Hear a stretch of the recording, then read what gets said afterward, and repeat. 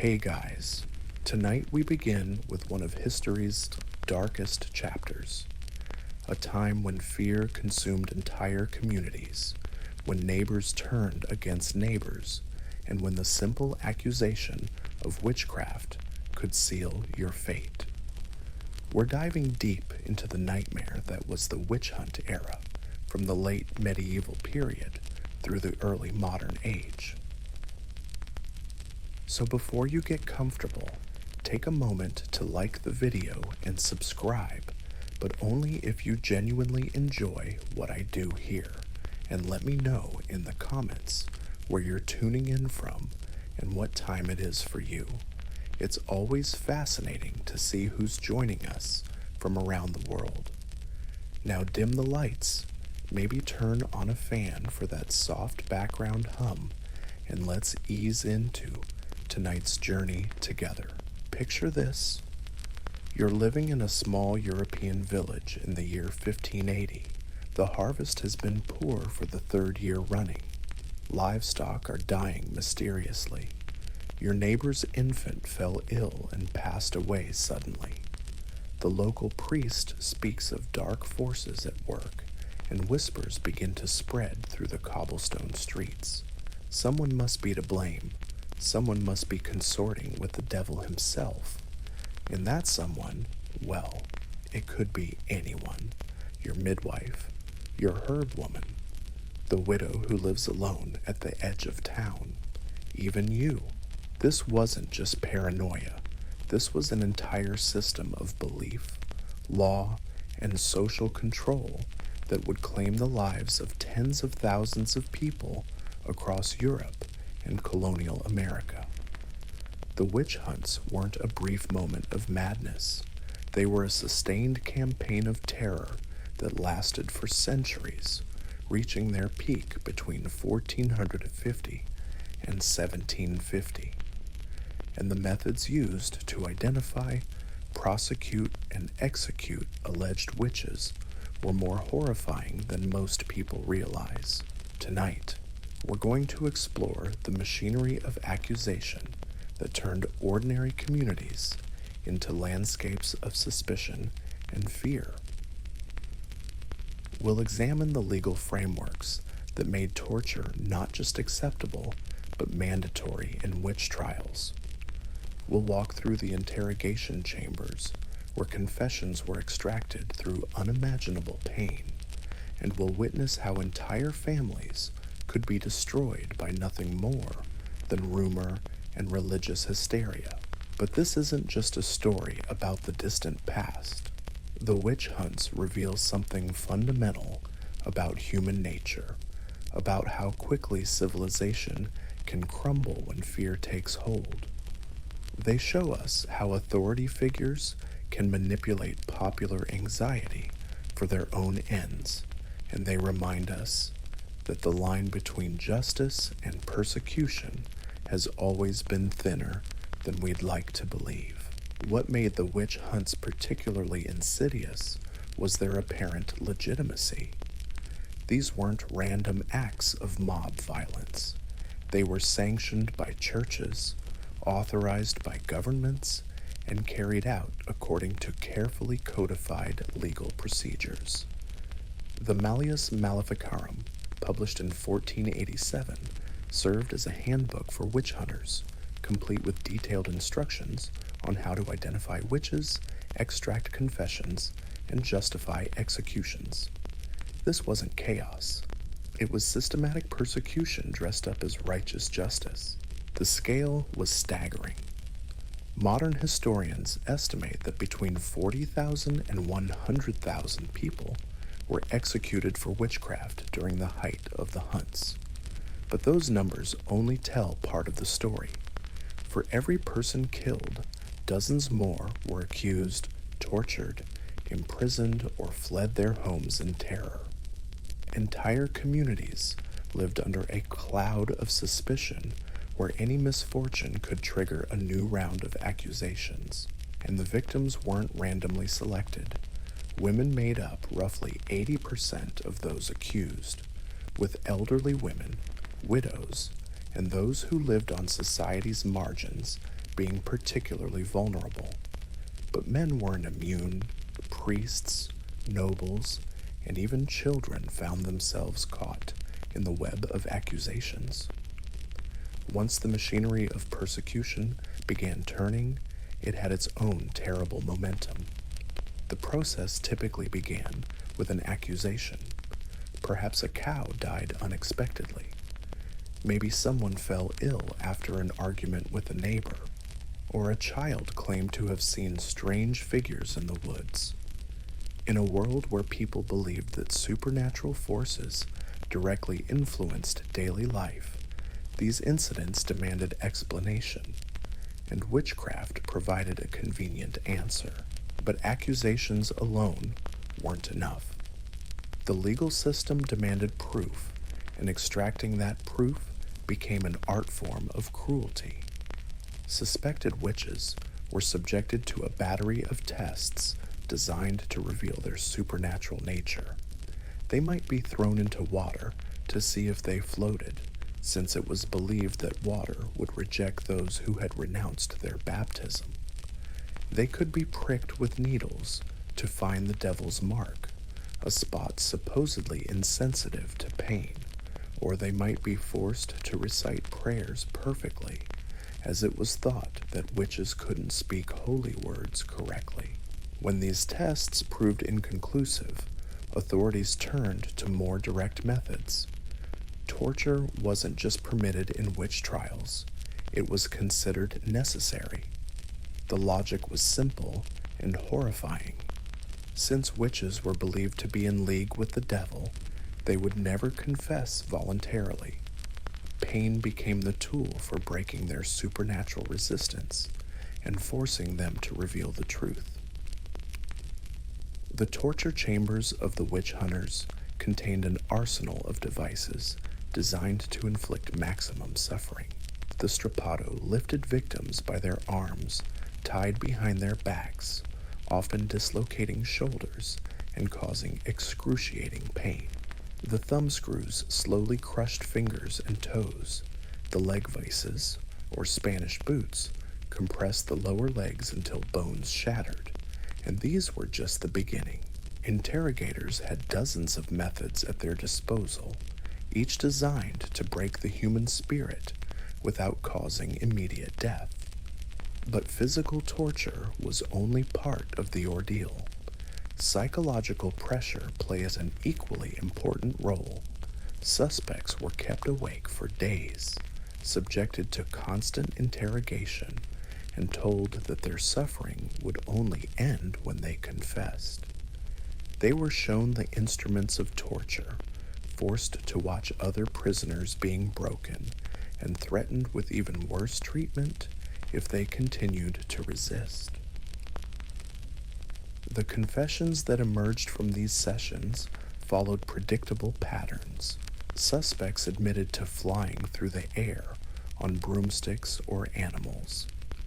They described attending Sabbaths where they worshiped the devil and performed obscene rituals. They claimed to have cursed neighbors, caused diseases, and summoned storms. Most importantly, they named accomplices, creating a web of accusations that could ensnare entire communities. These confessions weren't just random fantasies. They reflected the specific beliefs and fears of the communities where the trials took place. In areas where crop failures were common, witches confessed to blighting harvests. In regions plagued by livestock diseases, they admitted to cursing animals. The content of confessions revealed as much about the accusers as the accused, showing how deeply supernatural beliefs had penetrated everyday life.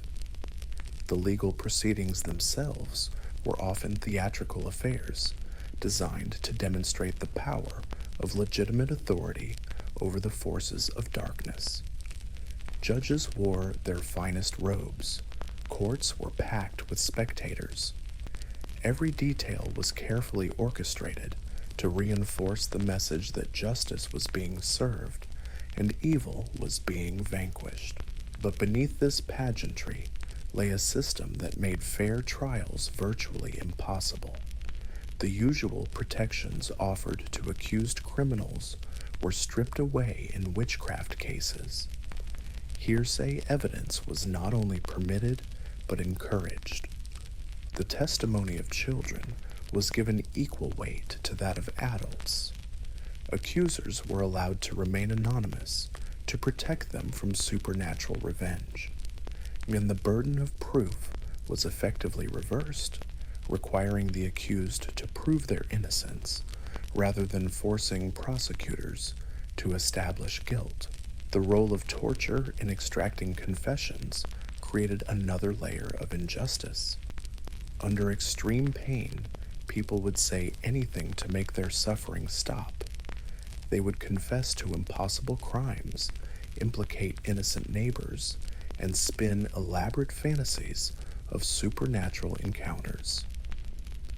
Yet these coerced admissions were treated as reliable evidence and used to justify executions. What made the situation even more tragic was that many of the accused genuinely believed in the existence of witchcraft. Living in a world where supernatural explanations for natural phenomena were widely accepted, some suspects may have convinced themselves that they actually were guilty of the crimes they confessed to. The line between reality and fantasy blurred under the pressure of interrogation and the weight of cultural expectation.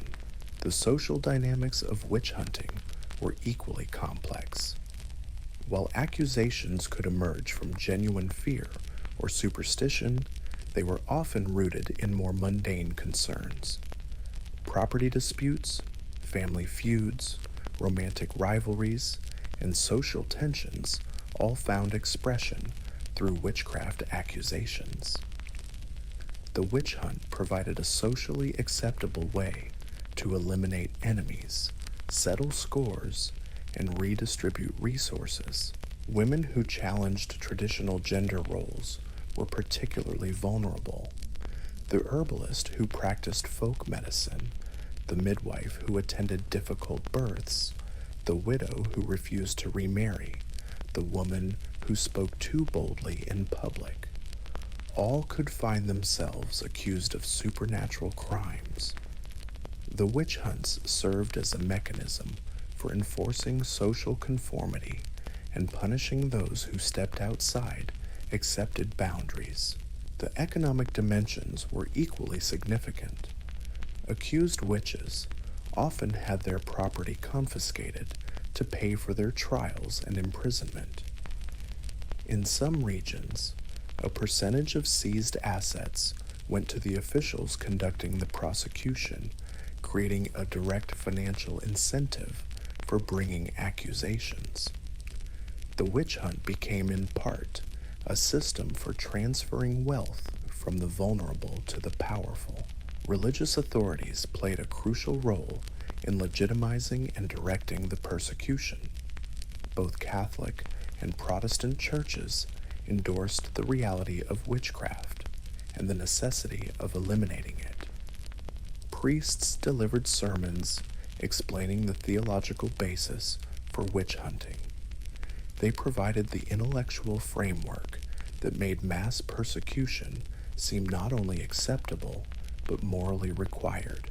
The printing press accelerated the spread of witch hunting ideology.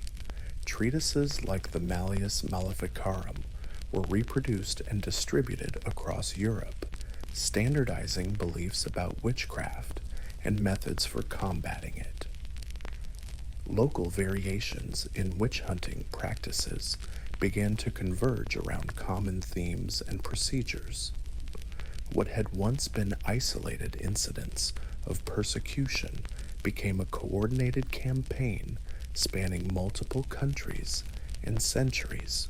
The witch hunts also reflected broader anxieties about social change and religious conflict. The late medieval and early modern periods were times of tremendous upheaval. The Protestant Reformation had fractured Christian unity.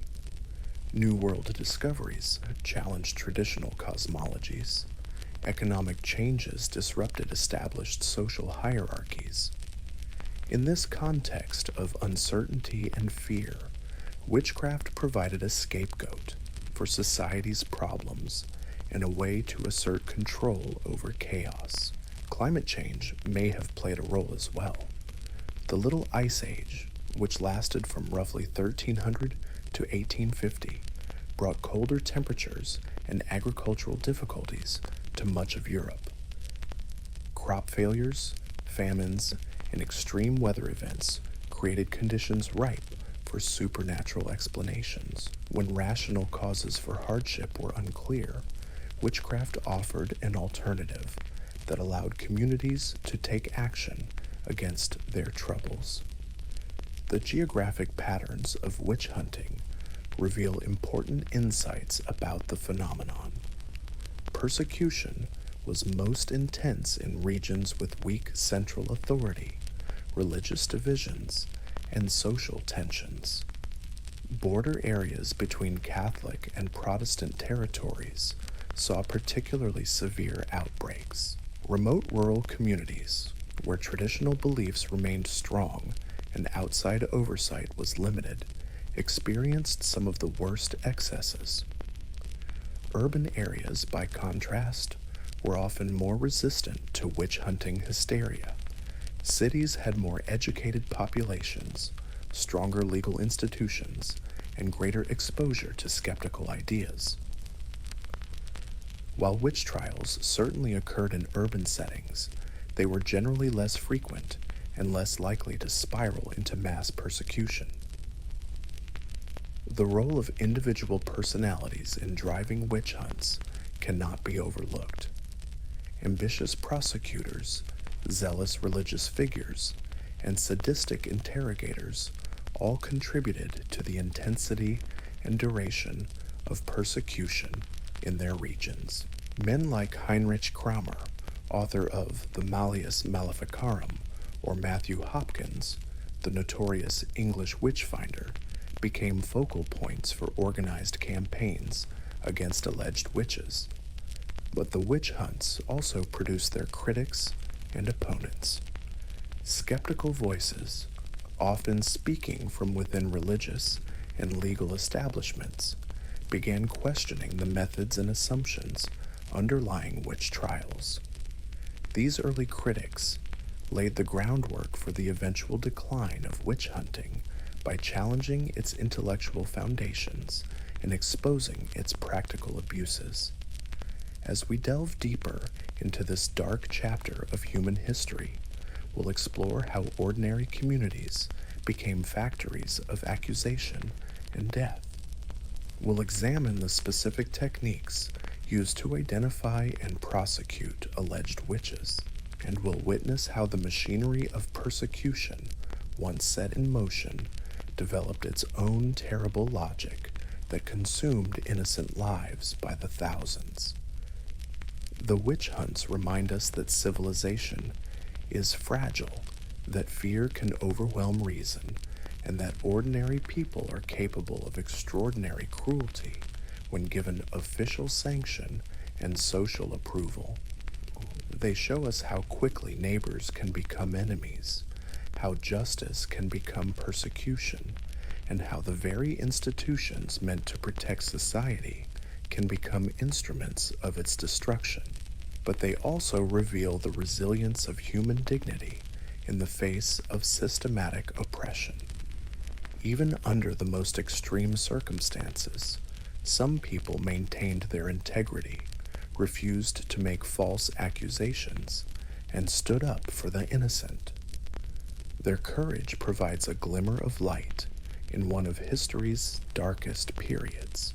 Tonight, we're going to walk through the villages and towns where these horrors unfolded. We'll enter the courtrooms where life and death decisions were made on the flimsiest of evidence. We'll witness the interrogation chambers where human beings were broken in body and spirit. And we'll try to understand how entire societies convinced themselves that mass murder was not only acceptable, but necessary. This is the story of the witch hunts, a nightmare that lasted for centuries and claimed tens of thousands of lives. It's a story about fear, power, and the terrible things that happen when both combine. And it's a story that unfortunately has lessons that remain relevant today. The process of identifying a witch began long before any formal accusation was made.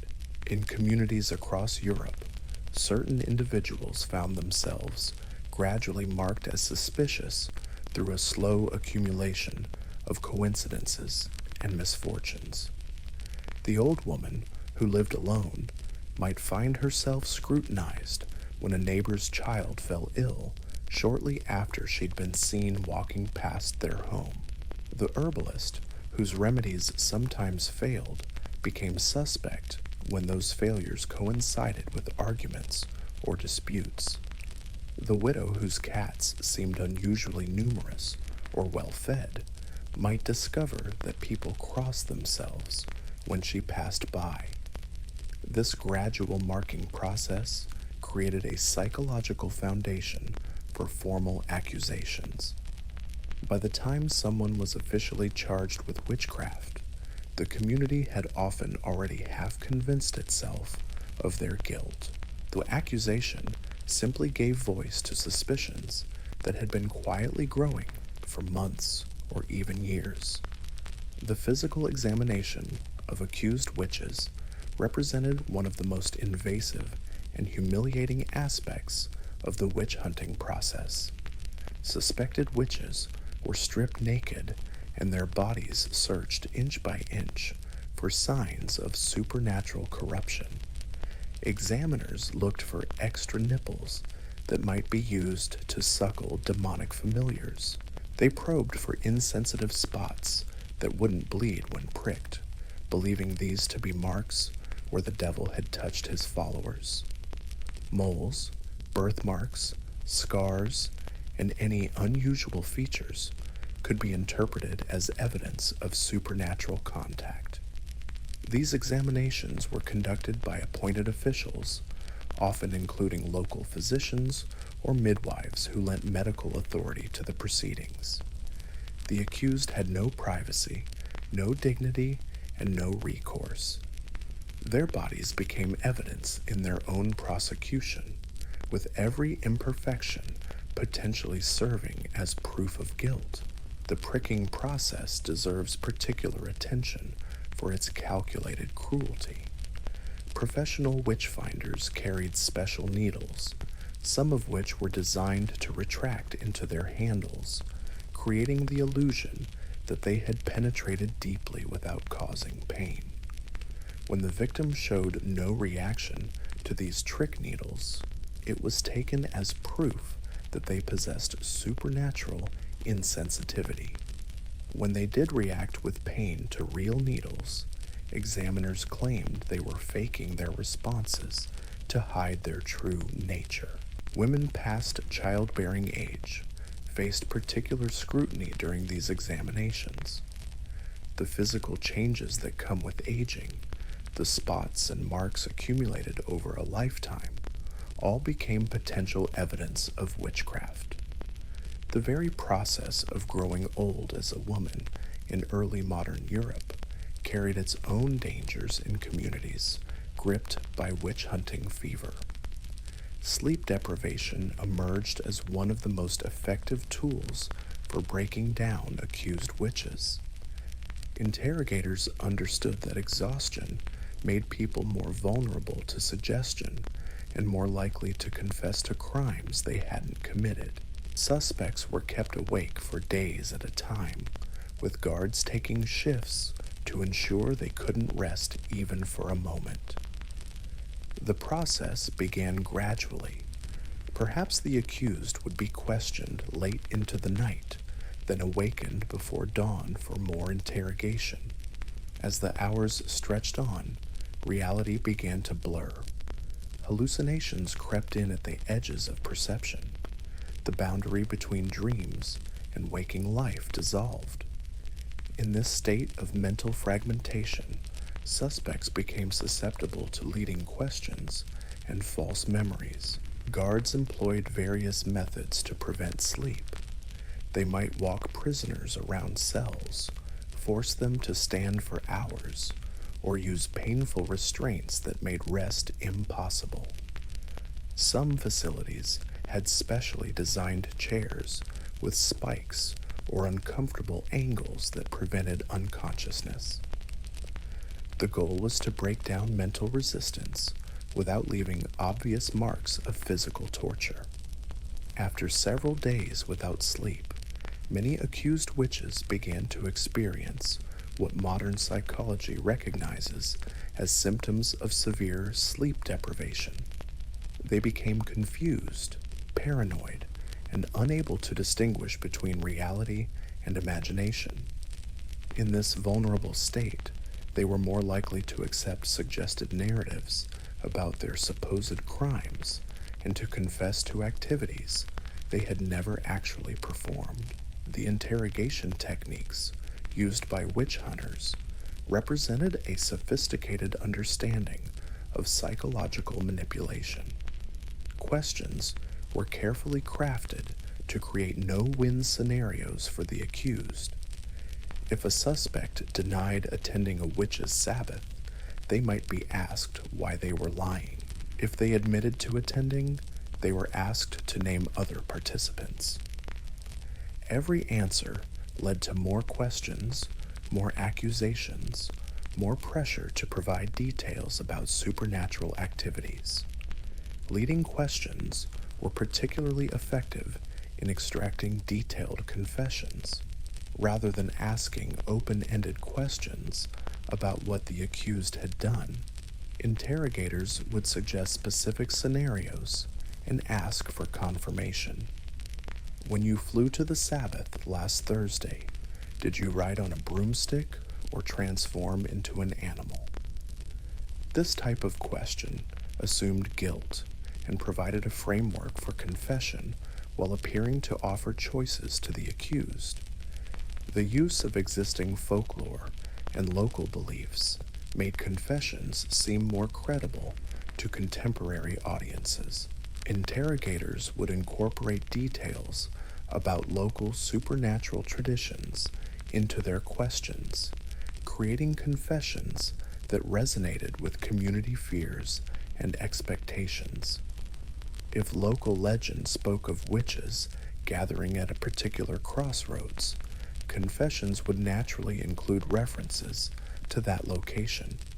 If regional folklore emphasized certain types of curses or magical practices, these would appear in the testimony extracted from accused witches. Repeat interrogations wore down resistance through sheer persistence. The same questions would be asked over and over with slight variations until exhausted suspects began to contradict themselves or provide the answers they thought their interrogators wanted to hear. These contradictions would then be used as evidence of deception, justifying escalation to more severe methods of questioning. The social dynamics within interrogation chambers added another layer of psychological pressure. Accused witches were often confronted with the testimony of supposed accomplices who had already confessed and named them as participants in supernatural crimes. These confrontations were carefully staged to maximize their emotional impact. The accused would see neighbors, friends, or even family members describing their shared participation in devil worship and malevolent magic. Many of these confrontations involved people who had been broken by torture and were desperate to end their own suffering by providing the names their interrogators demanded. They understood that their survival might depend on satisfying their captors' expectations for accomplices and co-conspirators. The result was a web of accusations that could rapidly expand to encompass entire communities. Children played a particularly tragic role in many witch trials. Their testimony was considered especially valuable because their innocence supposedly made them more sensitive to supernatural influences and less likely to lie deliberately. Interrogators developed specialized techniques for questioning child witnesses, using leading questions and repeated sessions to extract the testimony they needed. Young accusers were often coached, sometimes unconsciously, by the adults around them. Well-meaning parents, ministers, and officials would discuss cases in front of children, providing them with the vocabulary and concepts needed to describe supernatural encounters. When children repeated these ideas back in formal testimony, their words carried tremendous weight with judges and juries who believed they were hearing spontaneous accounts of genuine supernatural experiences. The phenomenon of child accusers could spread rapidly through communities as young people influenced each other's testimony and competed for adult attention and approval. Once one child claimed to have witnessed witchcraft, others often came forward with similar stories, creating cascading waves of accusations that could overwhelm local authorities and lead to mass arrests. Some children may have genuinely believed their own testimony, having been influenced by the intense atmosphere of fear and suspicion that surrounded witch trials. Others might have started with small lies or fantasies that grew under adult questioning into elaborate narratives of supernatural encounters. The line between deliberate deception and sincere but mistaken testimony was often impossible to determine. The economic exploitation inherent in witch hunting created powerful incentives for continued persecution. In many jurisdictions, the property of convicted witches was forfeited to pay for their trials, imprisonment, and execution. This system meant that wealthy suspects were particularly attractive targets, as their assets could fund extensive investigations and prosecutions. Court officials, from judges to jailers to executioners, all received fees for their services in witch trials. The more cases they processed, the more money they earned. This created a direct financial incentive to find suspects guilty and to discover as many accomplices as possible. Some regions saw the emergence of professional witch hunters who traveled from town to town, offering their services to local authorities and taking a percentage of forfeited property as payment. The costs associated with witch trials were substantial and were typically charged to the accused or their families. Suspects had to pay for their own imprisonment, including food, bedding, and firewood. They were charged for the services of interrogators, the use of torture devices, and even for the wooden rope used in their execution. Families were often bankrupted trying to pay these fees, even when their accused relatives were ultimately found innocent. This economic dimension added another layer of tragedy to witch hunting. Poor suspects who couldn't afford adequate legal representation or the costs of their own imprisonment were at a severe disadvantage. Wealthy individuals might be able to prolong their cases, hire advocates, or even bribe officials, but the destitute faced almost certain conviction and death. The seasonal patterns of witch hunting reveal important insights about the relationship between environmental stress and supernatural persecution. Many witch trials clustered around times of agricultural crisis, particularly during late winter and early spring, when food stores were running low and communities faced the prospect of famine. The anxiety and desperation of these hungry months created fertile ground for accusations and scapegoating. Harvest failures triggered particularly intense waves of witch hunting as communities sought supernatural explanations for their agricultural disasters. The death of livestock, the failure of crops, unseasonable weather, all could be attributed to malevolent magic and used to justify the persecution of suspected witches. The worse the natural disaster, the more urgent the need to find and eliminate the supernatural causes. Religious calendars also influenced the timing of witch trials. Certain holy days were considered particularly significant for supernatural activity, and accusations often centered around these dates. The period leading up to major Christian festivals saw increased vigilance for signs of witchcraft, as communities prepared to celebrate their faith by purging evil influences from their midst. The interaction between witch hunting and medical practice created complex and dangerous situations for healers and midwives. These individuals, particularly women, occupied ambiguous positions in their communities. Their knowledge of herbs, anatomy, and traditional remedies made them valuable resources for treating illness and assisting with childbirth. But this same knowledge could be reinterpreted as evidence of supernatural abilities when medical treatments failed or when patients died despite their care. Midwives faced particular scrutiny because of their association with the mysteries of birth and death.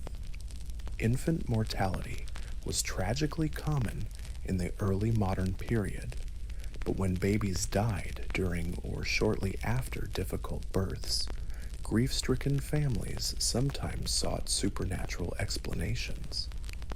The midwife who had attended the birth might find herself accused of cursing the child or making a pact with demonic forces. Folk healers who used traditional remedies based on herbal knowledge, passed down through generations, found themselves walking a dangerous line. Their treatments sometimes worked, earning them gratitude and respect. But when their remedies failed, or when patients died despite their ministrations, the same communities that had sought their help might turn against them with accusations of witchcraft. The gendered nature of witch hunting becomes particularly clear when examining these medical accusations. Male physicians, despite having no better success rates than female healers, were rarely accused of supernatural crimes when their treatments failed. The assumption seemed to be that men's failures were due to limitations in medical knowledge, while women's failures suggested malevolent, supernatural intervention. The role of confession in witch trials extended far beyond simple admissions of guilt. Detailed confessions served multiple functions within the witch hunting system. They provided entertainment for the morbidly curious public who gathered to hear lurid accounts of supernatural crimes. They served as propaganda, reinforcing community beliefs about the reality and dangers of witchcraft. Most importantly, they generated new accusations that could sustain and expand the persecution. The content of confessions was carefully shaped by the questions asked and the cultural context in which trials took place. Accused witches typically confessed to attending Sabbaths, worshiping the devil, flying through the air, casting malevolent spells, and engaging in sexual relations with demons. These confessions followed remarkably similar patterns across different regions and time periods, suggesting that interrogators were working from common templates and expectations. The Sabbath, in particular, became a central element in most witch confessions.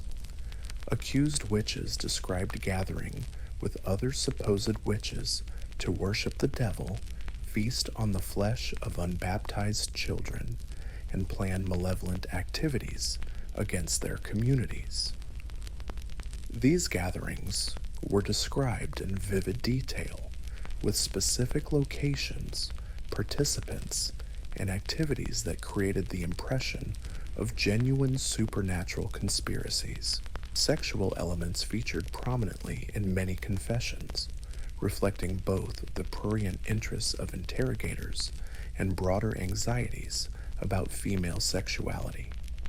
Accused witches, particularly women, were expected to confess to sexual relationships with the devil or his demons.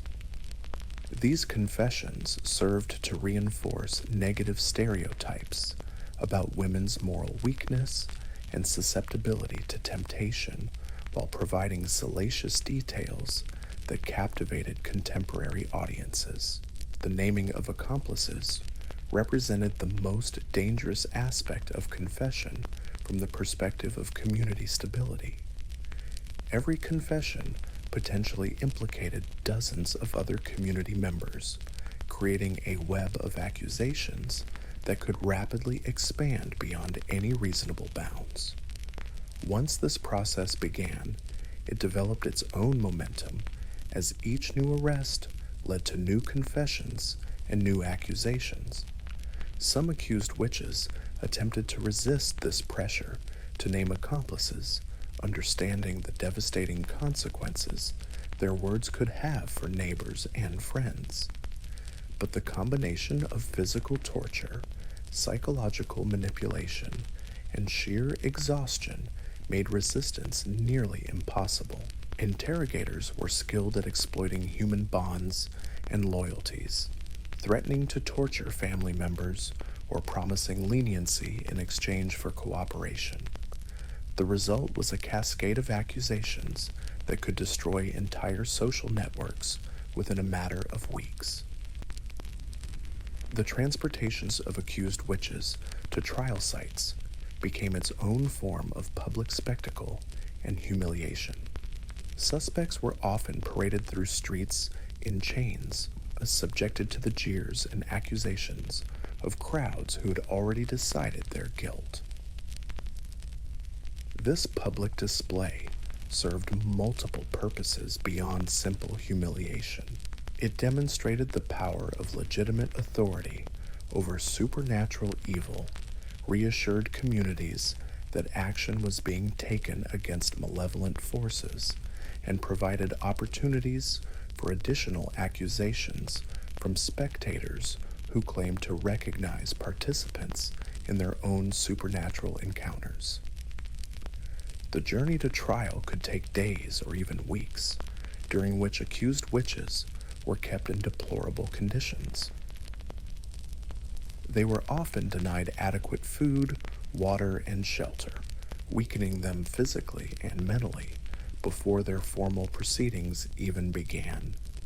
Guards were instructed to prevent any possibility of escape through supernatural means, which meant constant surveillance and the use of iron restraints believed to neutralize magical powers. Some communities developed elaborate rituals around the transportation of accused witches. Bells might be rung to ward off evil influences.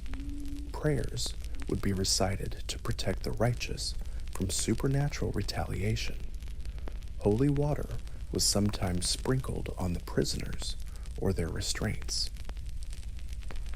These ceremonies reinforced the religious dimensions of witch hunting while creating powerful psychological impressions on both the accused and the communities they passed through. The architecture of witch trial facilities reflected the special nature of these proceedings.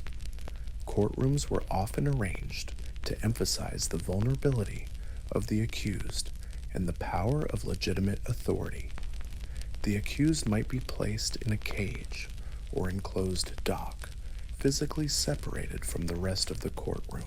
Judges sat elevated on platforms, looking down on the proceedings with the weight of divine and earthly authority.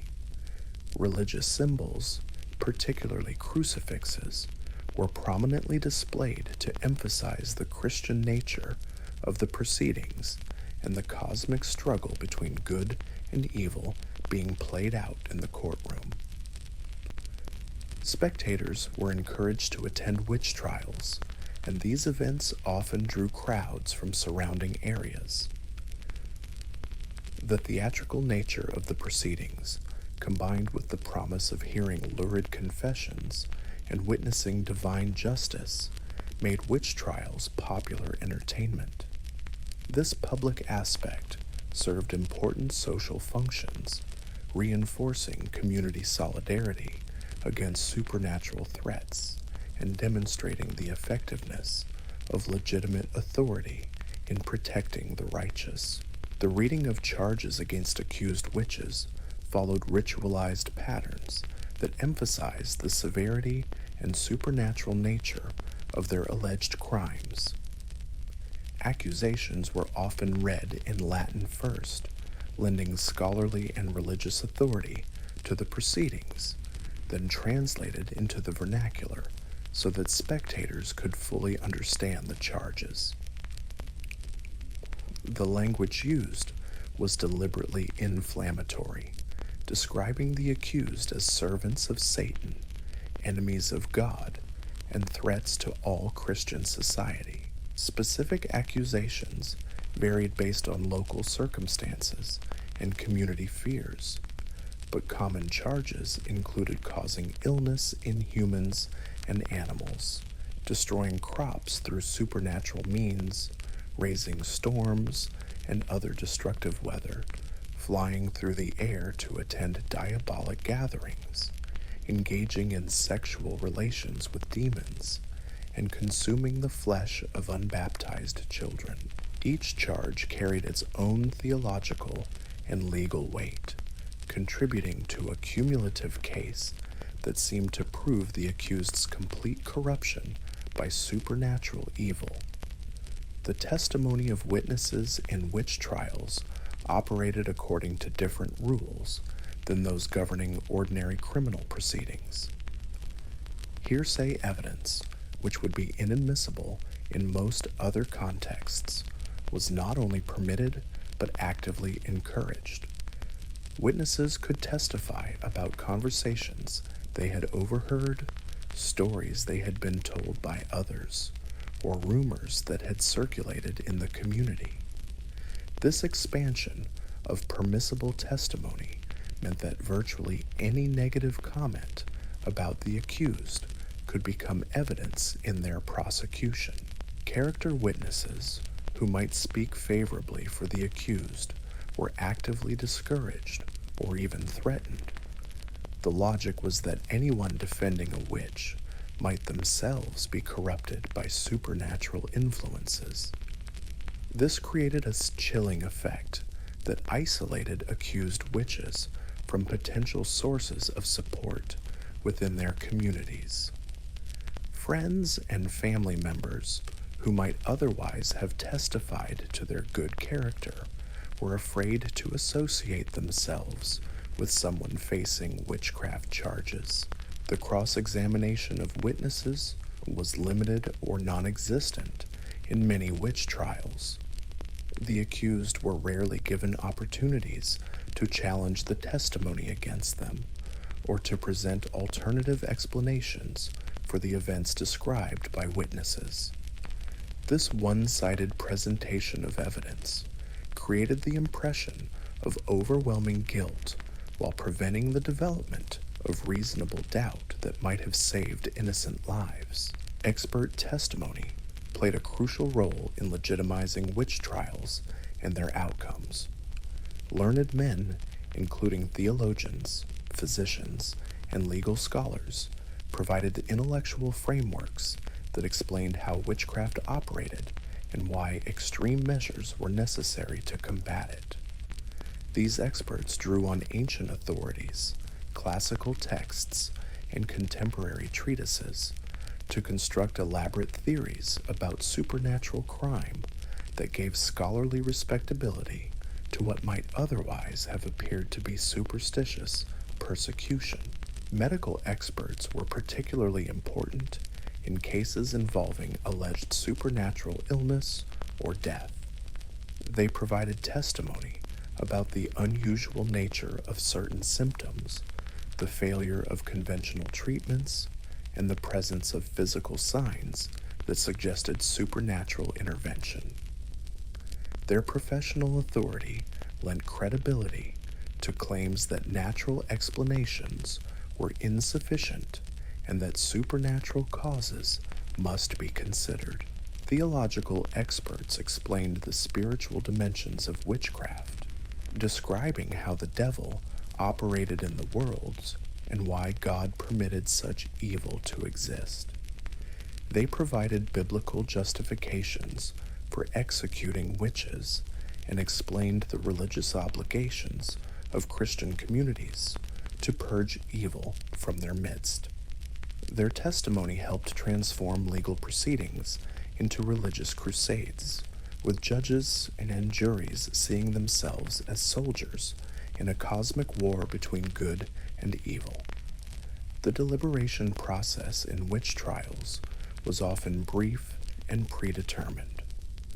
Juries were typically composed of local men who had already formed opinions about the accused's guilt based on community rumors and the public nature of the accusations.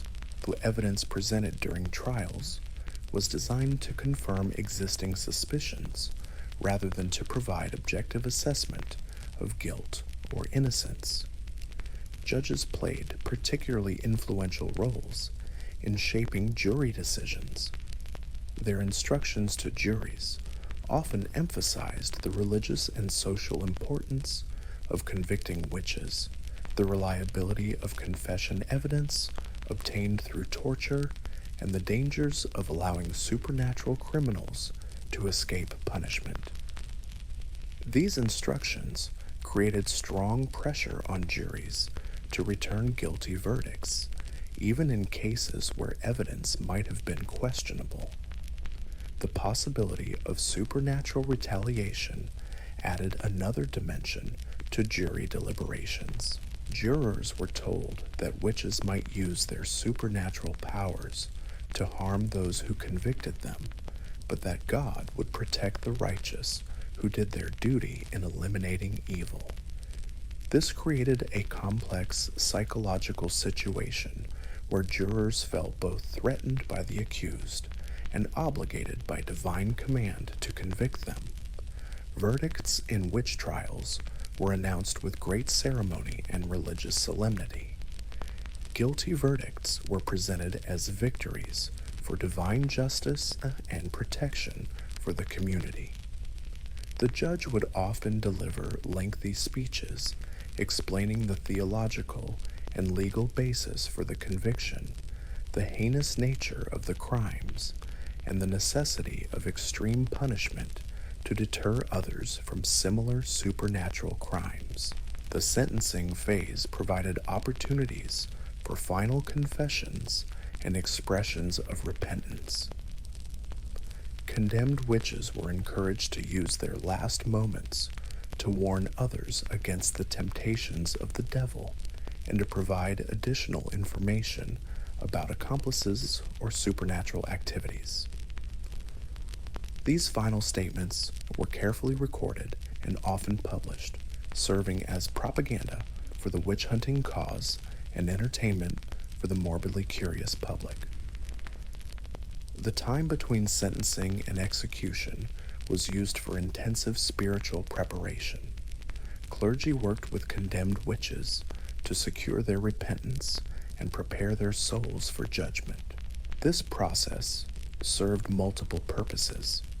It offered the possibility of genuine spiritual redemption.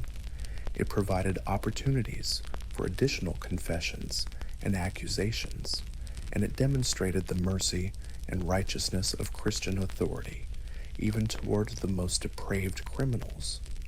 Some condemned witches experienced what appeared to be genuine religious conversions during this period, expressing sincere remorse for their alleged crimes and gratitude for the opportunity to repent before death.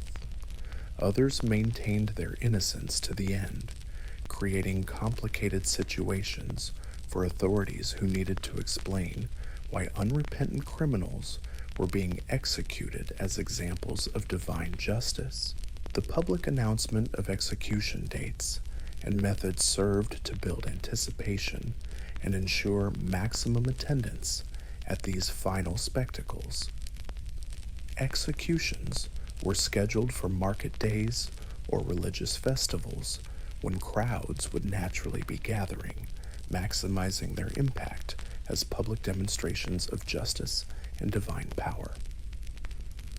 The specific methods chosen for execution carried symbolic meaning, with burning being reserved for the most serious cases of heresy and supernatural crime. The night before execution was often marked by special religious observances.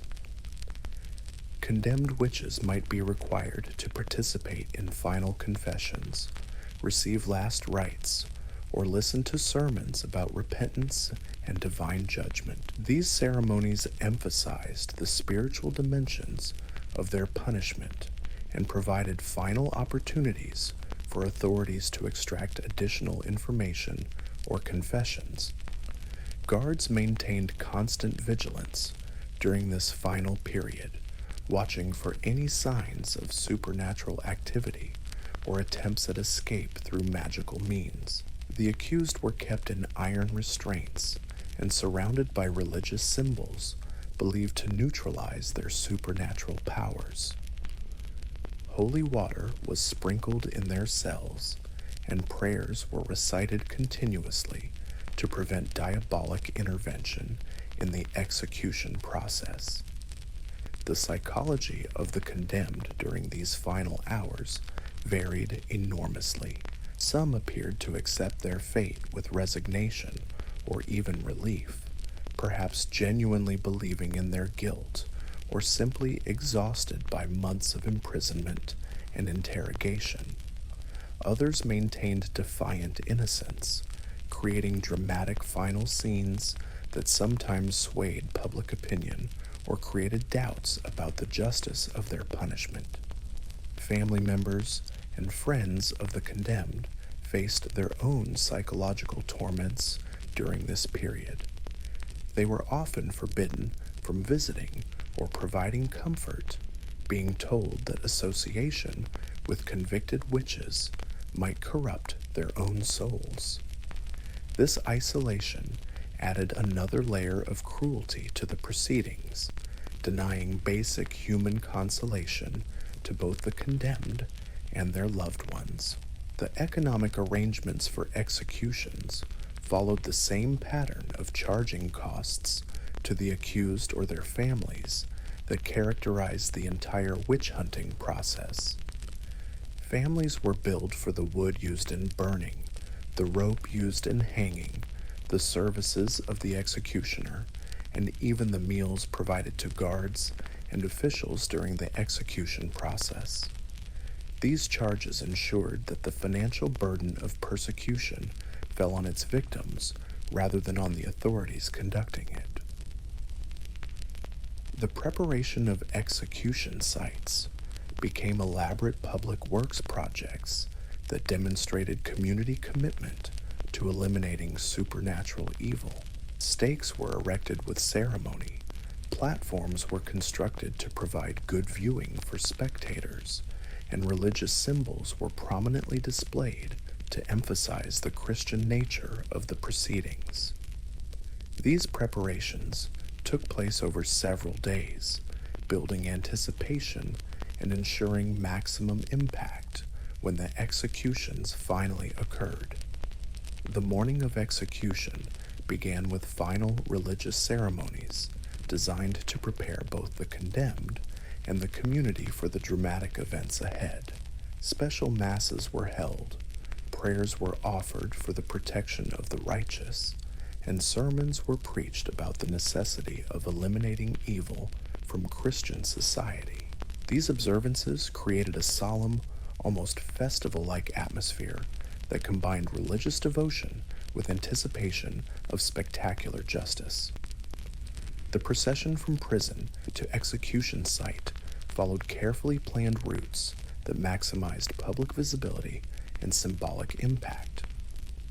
Condemned witches were often required to wear special garments, marking them as heretics or servants of Satan. They might be forced to carry signs describing their crimes or to walk barefoot as a sign of humility and repentance. The slow progress through crowded streets provided opportunities for final confessions, expressions of repentance, or defiant declarations of innocence. Clergy accompanied these processions, offering final opportunities for spiritual preparation and confession. Their presence emphasized the religious dimensions of the punishment and provided reassurance that proper spiritual protocols were being followed.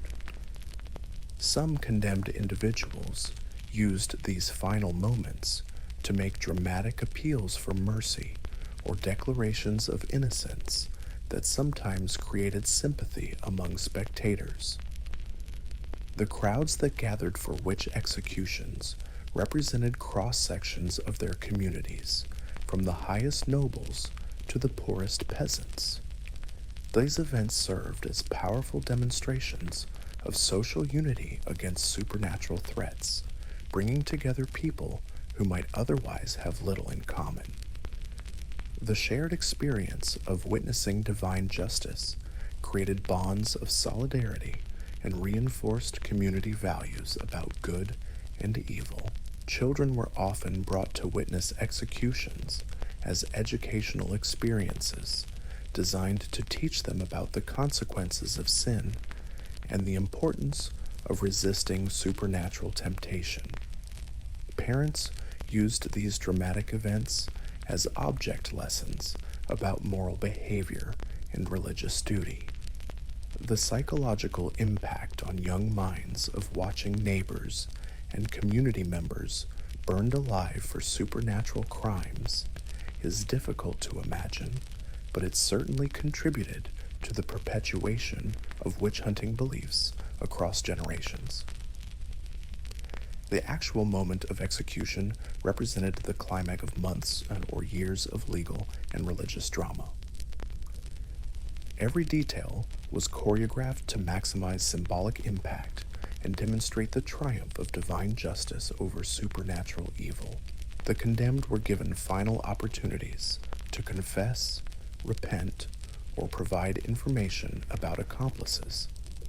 Their words and behavior in these ultimate moments were carefully observed and recorded, becoming part of the historical record of their cases. The flames themselves carried deep symbolic meaning in witch executions. Fire was believed to purify corrupted souls and destroy the physical vessels that had housed supernatural evil. The sight of bodies consumed by flames provided visceral proof that justice had been served and that the community was being cleansed of diabolic influence. The smoke rising skyward was interpreted as visible evidence of souls being released from earthly corruption, either to face divine judgment or, for those who had truly repented, to find mercy in the afterlife. But the reality of burning was far more horrifying than the theological symbolism suggested. Most victims died from smoke inhalation before the flames reached them, but not always. Some executions were deliberately prolonged through the use of green wood that burned slowly and produced more smoke. Others employed techniques designed to ensure that the condemned remained conscious longer, maximizing their suffering as a deterrent to potential accomplices or future supernatural criminals. The executioners who carried out these sentences occupied strange positions within their communities. They were necessary figures, carrying out divine and legal justice, yet they were also tainted by their association with death and violence. Many executioners were hereditary professionals, passing their skills and social stigma down through family lines. They developed specialized knowledge about the most effective methods for different types of execution and often served multiple communities within a region. These professionals understood the theatrical dimensions of their work and took care to ensure that executions proceeded smoothly and dramatically. A botched execution that allowed the condemned to suffer unnecessarily or that failed to produce the desired visual impact could undermine the entire purpose of the spectacle. Executioners therefore became skilled performers as well as technicians, managing the timing and choreography of death to maximum effect. The collection of relics from execution sites became a macabre but common practice among spectators. Fragments of wood from burning stakes, pieces of rope from hangings, even ashes from the execution fires were gathered by crowds who believed these items possessed protective powers against witchcraft. The irony was profound. Materials used to destroy supposed servants of Satan were themselves transformed into magical talismans by the very people who had demanded the executions. These relics were often blessed by clergy and kept in homes as protection against supernatural attack. Some were ground into powders and mixed with holy water or wine as remedies for illnesses believed to have supernatural causes. The transformation of execution materials into protective charms revealed the complex and contradictory nature of popular beliefs about supernatural power and divine protection. The disposal of executed witches' remains followed special protocols designed to prevent any possibility of supernatural resurrection or continued evil influence. Bodies were often burned completely to ash, then scattered in running water or buried in unconsecrated ground. The goal was to ensure that no physical trace remained that could serve as a focus for continued diabolic activity. Families of the executed were typically forbidden from claiming remains or holding traditional funeral rites. This prohibition served both practical and symbolic purposes.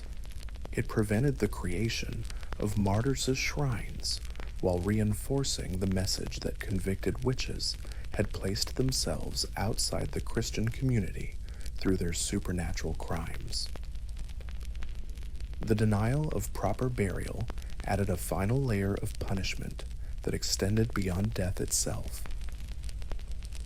The psychological aftermath of mass executions rippled through communities for years or even decades. Neighbors who had watched friends and relatives burned alive struggled to process the trauma of these experiences.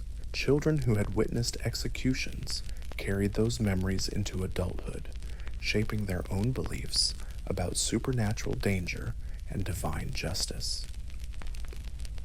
The collective memory of witch hunting became embedded in local folklore and family traditions. Some communities experienced what modern psychologists might recognize as collective trauma. The social bonds that held these societies together were severely damaged by years of accusation, betrayal, and violence.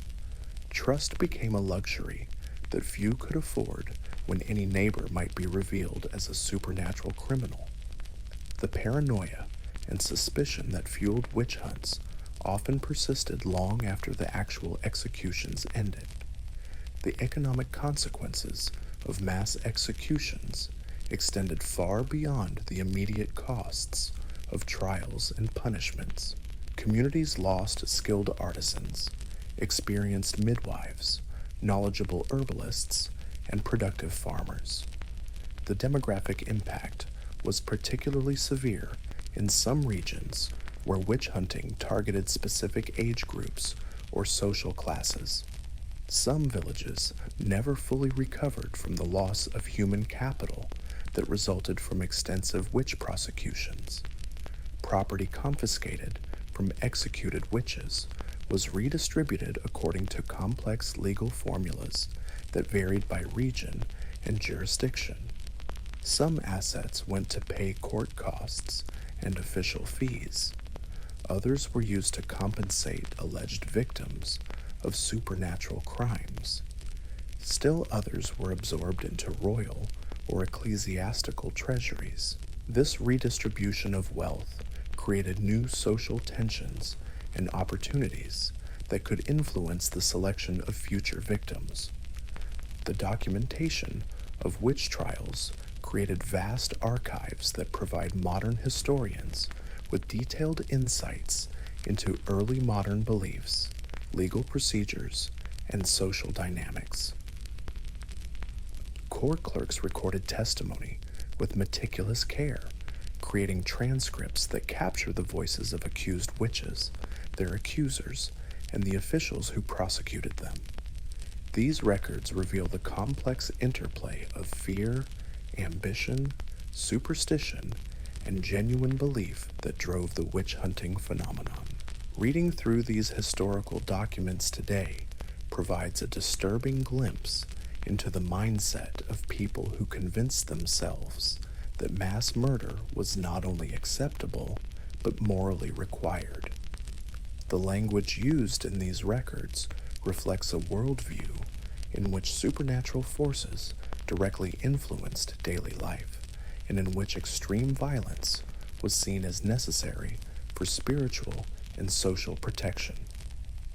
The international dimensions of witch hunting reveal how ideas about supernatural crime spread across political and cultural boundaries. Treatises on witchcraft were translated into multiple languages and circulated throughout Europe. Legal procedures developed in one region were adapted and implemented in others. The witch hunting phenomenon became a shared European experience that transcended national differences. This international character meant that accused witches who fled their home communities often found themselves facing similar dangers elsewhere. The network of communication between witch hunters meant that reputations for supernatural crime could follow individuals across great distances. Some regions became known as refuges for accused witches, but even these sanctuaries were not entirely safe from the reach of witch hunting authorities. The role of weather and natural disasters in triggering witch hunts cannot be overstated. Unusually severe winters, devastating storms, prolonged droughts, and unexpected floods all created conditions ripe for supernatural explanations and scapegoating. Communities facing existential threats from natural forces sought human causes they could identify and eliminate, making witch hunting appear to be a form of practical problem solving rather than mere persecution. Agricultural communities were particularly vulnerable to this dynamic because their survival depended directly on weather patterns and natural conditions beyond their control. When crops failed repeatedly or livestock died mysteriously, the psychological pressure to find explanations and solutions became overwhelming. Witch hunting provided both a cause for these disasters and a method for addressing them that seemed to restore human agency in the face of natural chaos.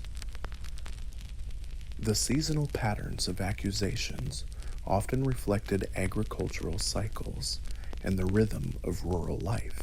Spring planting and autumn harvest were times of particular anxiety when the success or failure of crucial activities hung in the balance.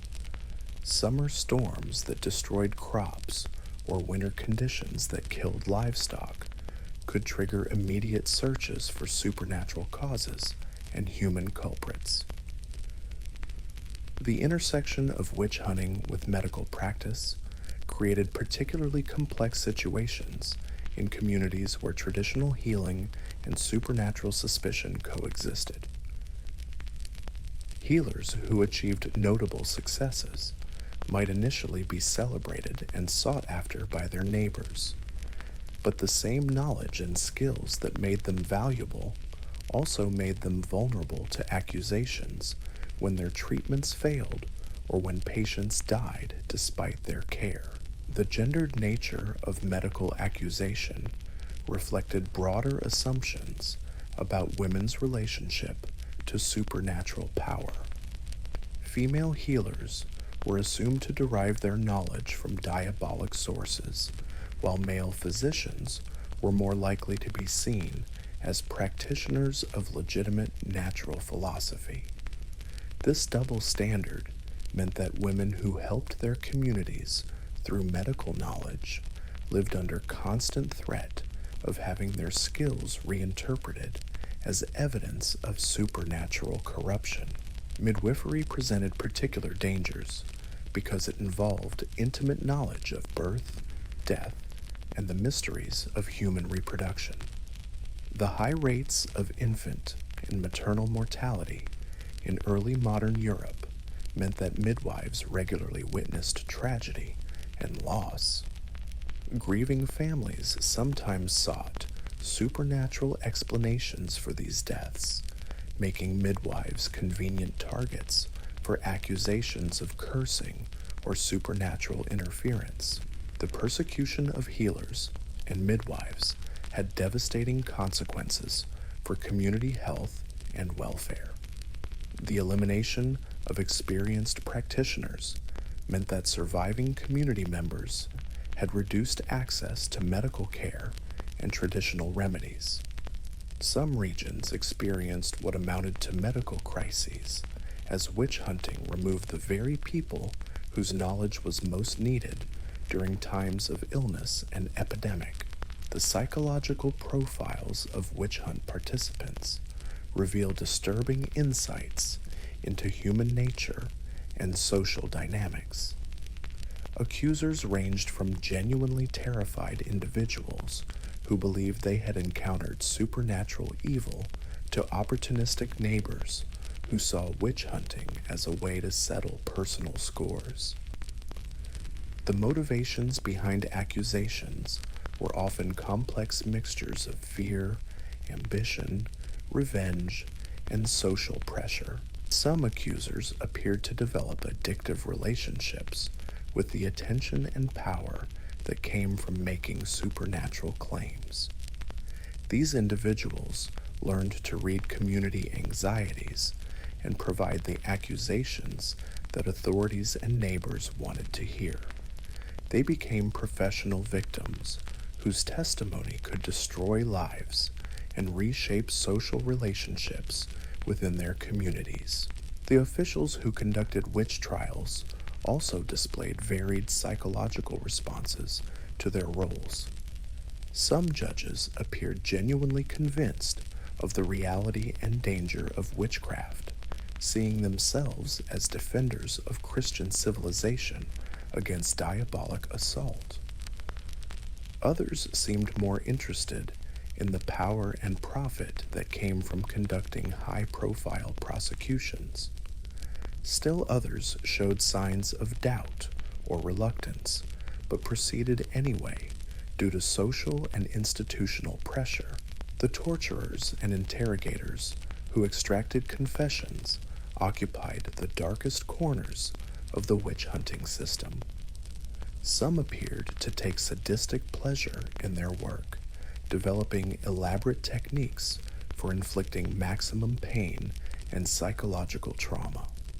Others treated torture as a professional skill, approaching their tasks with cold efficiency rather than personal enthusiasm. The psychological mechanisms that allowed ordinary people to participate in systematic torture remain disturbing subjects for historical and psychological analysis. The resistance that some individuals showed to witch hunting pressure reveals the possibilities for moral courage, even under extreme circumstances. Some accused witches maintained their innocence despite horrific torture, choosing death over false confession. Some community members refused to participate in accusations despite social pressure and personal danger. Some officials questioned the procedures and evidence used in witch trials, risking their own careers and safety. These acts of resistance were often small and individual rather than organized or systematic. A neighbor who refused to testify against an accused witch, a judge who demanded higher standards of evidence, a family member who provided comfort to a condemned relative despite prohibition. Collectively, these small acts of conscience provided alternatives to the hysteria and cruelty that characterized witch hunting communities. The international scholars and travelers who observed witch hunts from outside the affected communities often provided more skeptical perspectives on the proceedings. Their accounts reveal how the witch hunting phenomenon appeared to educated observers who were not caught up in local fears and passions. These outside perspectives highlighted the contradictions and absurdities in witch hunting logic while documenting the human cost of supernatural persecution. Some foreign observers were struck by the contrast between the learning and sophistication of witch hunting authorities and the crude superstitions that seemed to drive their actions. They noted how educated judges and theologians could construct elaborate intellectual frameworks to justify procedures that seemed to violate basic principles of justice and human dignity. The economic networks that supported witch hunting created their own momentum for continued persecution. Professional witch hunters developed traveling circuits, moving from community to community and offering their services to local authorities. These specialists brought standardized procedures, equipment, and expectations that could transform isolated incidents of suspicion into systematic campaigns of persecution. The printing industry profited enormously from popular interest in witchcraft and witch trials. Publishers produced streams of pamphlets, broadsides, and books describing sensational cases, providing detailed accounts of confessions and executions for audiences who couldn't attend trials personally. This literature helped spread witch hunting ideology while creating economic incentives for continued production of sensational content. The legal profession also developed specialized expertise in witchcraft cases, with some lawyers and judges building their careers on supernatural prosecutions. These specialists accumulated knowledge about effective interrogation techniques, legal precedents, and theological arguments that made them valuable resources for communities facing witchcraft accusations. Their professional success depended on maintaining high conviction rates and satisfying public demand for vigorous prosecution. The technological innovations that emerged from witch hunting included improved torture devices, more efficient execution methods, and better record-keeping systems for tracking accusations and confessions. These developments represented a systematic approach to persecution that went far beyond spontaneous mob violence or individual acts of revenge. The architectural changes that some communities made in response to witch hunting fears included the construction of special prisons, interrogation chambers, and execution sites. These facilities were designed to handle the specific requirements of supernatural prosecution with features intended to prevent magical escape or diabolic intervention in legal proceedings. The training programs that developed for witch hunting officials created standardized approaches to identification, interrogation, and prosecution of supernatural crimes. These educational efforts helped spread witch hunting techniques and ideology while creating networks of practitioners who could support each other's work across regional boundaries. The diplomatic complications that arose from witch hunting activities sometimes created tensions between neighboring jurisdictions. Accused witches who fled across borders, conflicting legal traditions, and disputes over extradition created complex international situations that required negotiation and compromise between different authorities. As witch hunting reached its peak in the 16th and 17th centuries, the machinery of persecution had become a self-sustaining system that could operate independently of the specific fears and beliefs that had originally created it.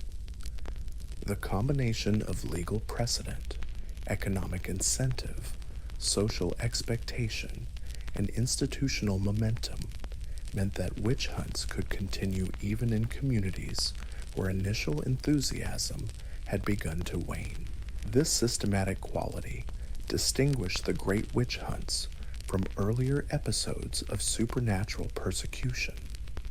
What had once been sporadic outbreaks of violence against suspected witches had evolved into coordinated campaigns involving multiple levels of authority and sophisticated techniques for identifying, prosecuting, and eliminating supernatural criminals. The very success of witch hunting in establishing itself as a legitimate form of legal and social action created the conditions for its eventual decline.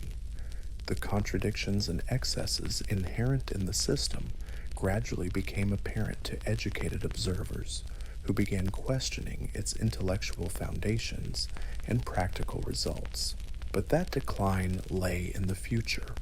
For the communities caught up in the great witch hunts of the early modern period, the nightmare seemed endless, a cycle of accusation, torture, confession, and execution that consumed innocent lives while promising but never delivering the security and protection that drove people to support persecution in the first place. The witch hunts represent one of history's most disturbing examples of how ordinary people can convince themselves that extraordinary cruelty is not only acceptable, but morally required. They reveal the fragility of civilization and the terrible consequences when fear overcomes reason, when authority serves prejudice rather than justice, and when communities turn against their most vulnerable members in the name of protection and righteousness. The aftermath of witch executions created its own set of horrors that extended far beyond the moments when flames consumed the condemned or ropes snapped tight around their necks. Communities that had gathered to witness divine justice often found themselves grappling with unexpected consequences that rippled through their social fabric for generations. The spectacle of execution, designed to provide closure and reassurance, frequently left witnesses traumatized and communities more fractured than before. Children who had been brought to watch as moral education often experienced nightmares and psychological disturbances that their parents hadn't anticipated. The sight of neighbors burning alive, the sounds of final screams, the smell of charred flesh, these sensory memories carved themselves into young minds with devastating permanence. Some children developed obsessive fears about their own potential corruption by supernatural forces. Others became fascinated with death and violence, in ways that alarmed their families. Adult witnesses faced their own psychological reckoning. Many had known the executed individuals personally, had shared meals with them, worked alongside them, or called them friends before the accusations began. The cognitive dissonance of watching familiar faces consumed by flames while being told this represented divine justice created deep internal conflicts that some never resolved. Sleep became elusive for many who found themselves replaying execution scenes in their dreams, wondering whether they had witnessed righteousness or participated in murder. The families of executed witches faced a particularly cruel form of ongoing persecution that extended far beyond the deaths of their accused relatives. Children of convicted witches were often shunned by their communities, denied apprenticeships, refused marriage partners, and subjected to constant suspicion about their own potential supernatural corruption. The belief that witchcraft could be inherited meant that these children lived under clouds of suspicion that followed them throughout their lives. Surviving spouses found themselves in impossible situations. Remaining in their communities meant enduring constant whispers and isolation, but leaving meant abandoning property, livelihood, and all social connections. Many became economic refugees, wandering from place to place in search of communities where their histories weren't known. Some attempted to rebuild their lives under assumed names, living in constant fear that their pasts would be discovered. The property confiscated from executed witches created complex webs of economic and social tension that persisted long after the trials ended. Neighbors who had acquired homes, fields, or belongings from the executed often felt uncomfortable about their windfall, unsure whether they had benefited from justice or profited from murder. Some attempted to make amends by providing assistance to the families of the executed, but others hardened their hearts and convinced themselves that their gains represented righteous rewards for supporting divine justice. The redistribution of confiscated wealth also created new class tensions and social hierarchies. Court officials, executioners, and other participants in the witch-hunting apparatus often became noticeably wealthier, building larger homes, acquiring better clothing, and living more comfortable lives funded by the assets of the condemned. These visible improvements in their circumstances served as constant reminders to their communities of the economic incentives that had driven the persecutions. Local economies suffered in ways that extended far beyond the immediate loss of productive community members. The fear and paranoia that witch hunting created made normal commercial relationships difficult to maintain. Merchants hesitated to extend credit to customers who might be accused of supernatural crimes. Artisans worried that business disputes could escalate into witchcraft accusations. Farmers became reluctant to share traditional knowledge about weather patterns or agricultural techniques for fear that their expertise might be reinterpreted as supernatural ability.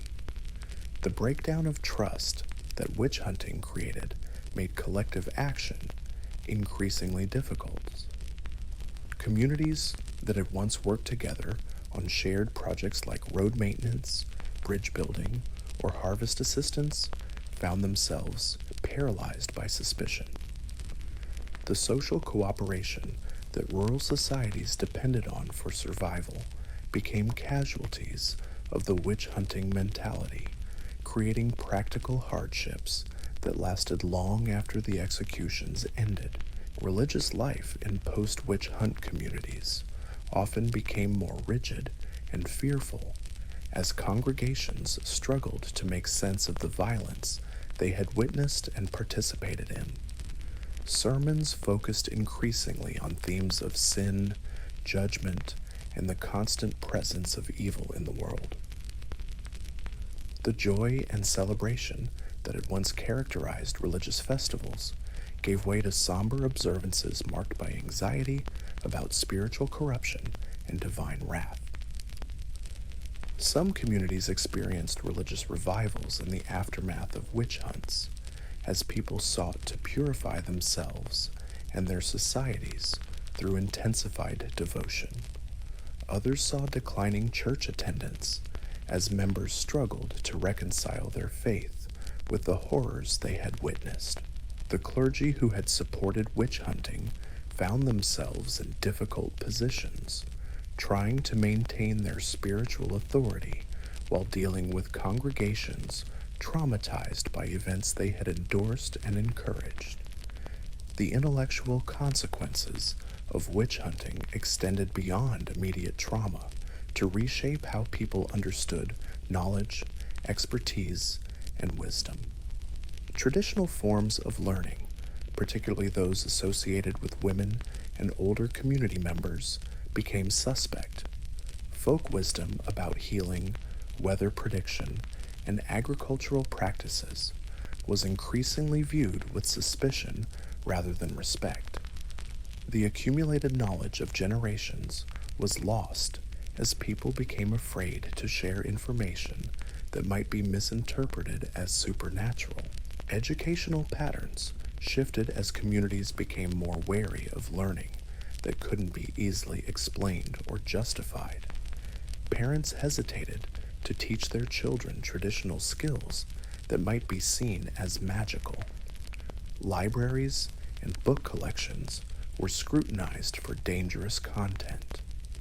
The free exchange of ideas that had characterized medieval and early modern intellectual life became constrained by fear of accusation and persecution.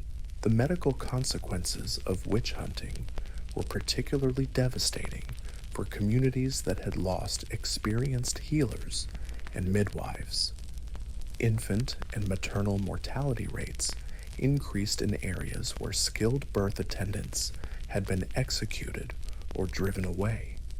Traditional remedies were abandoned even when they had been effective, leaving communities with reduced resources for dealing with illness and injury. The knowledge gap created by the persecution of healers sometimes took generations to fill. Some communities attempted to replace executed healers by importing medical practitioners from other regions. But these newcomers often lacked familiarity with local conditions and traditional remedies. The discontinuity in medical care created by witch hunting had long-term consequences for community health that extended far beyond the immediate period of persecution. The demographic impacts of witch hunting were most severe in regions where persecution had been particularly intense. Some villages lost significant portions of their adult populations, creating imbalances that affected everything from economic production to marriage patterns. The loss of older women, who often served as repositories of traditional knowledge and wisdom, created cultural discontinuities that impoverished community life. Gender ratios in heavily affected areas sometimes became skewed as witch hunting disproportionately targeted women. This demographic imbalance affected marriage patterns, family formation, and social structures in ways that persisted for decades. Some regions experienced declining birth rates as potential mothers had been eliminated, or as survivors became reluctant to bear children who might inherit suspected supernatural corruption. The psychological profiles of witch hunt survivors reveal complex patterns of trauma, adaptation, and resistance. Some individuals emerged from the experience with strengthened religious faith, convinced that their survival proved divine protection. Others lost their faith entirely, unable to reconcile belief in a benevolent God with the horrors they had witnessed.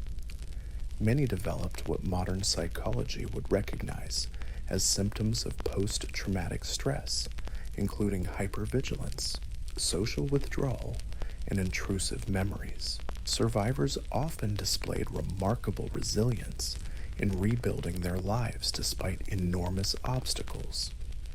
They developed new forms of community organization, created informal support networks, and found ways to preserve traditional knowledge while avoiding the suspicions that had destroyed previous generations. Their adaptability and determination provided foundations for eventual recovery, even though the process was slow and difficult. The legal systems that had conducted witch trials faced their own crises of legitimacy in the aftermath of mass executions. Judges who had presided over hundreds of death sentences found their reputations and authority questioned by communities beginning to doubt the justice of the proceedings they had witnessed. Some attempted to justify their actions by emphasizing the reality of supernatural threats and the necessity of extreme measures. Others quietly retired from public life, unable to defend their roles in the persecutions. Court records from the post-witch hunt period reveal declining public confidence in legal institutions and increased reluctance to bring cases before authorities who had recently presided over mass executions. The legitimacy that legal systems derived from community trust had been severely damaged by their participation in witch hunting, creating governance challenges that required years to resolve. The development of new legal procedures and safeguards represented one response to the crisis of confidence created by witch hunting excesses. Some jurisdictions implemented higher standards of evidence, restricted the use of torture, or required multiple independent witnesses for serious accusations. These reforms came too late for the victims of the great witch hunts, but they provided some protection for future generations. The international reputation consequences of witch hunting affected diplomatic relationships and cultural exchange between regions. Areas known for particularly severe persecution found themselves viewed with suspicion and horror by neighbors who had avoided or limited their involvement in witch hunting. Cultural and economic exchanges suffered as communities associated with mass executions were seen as dangerous or morally compromised. Travel patterns shifted as merchants, scholars, and other mobile populations avoided regions known for witch hunting activities.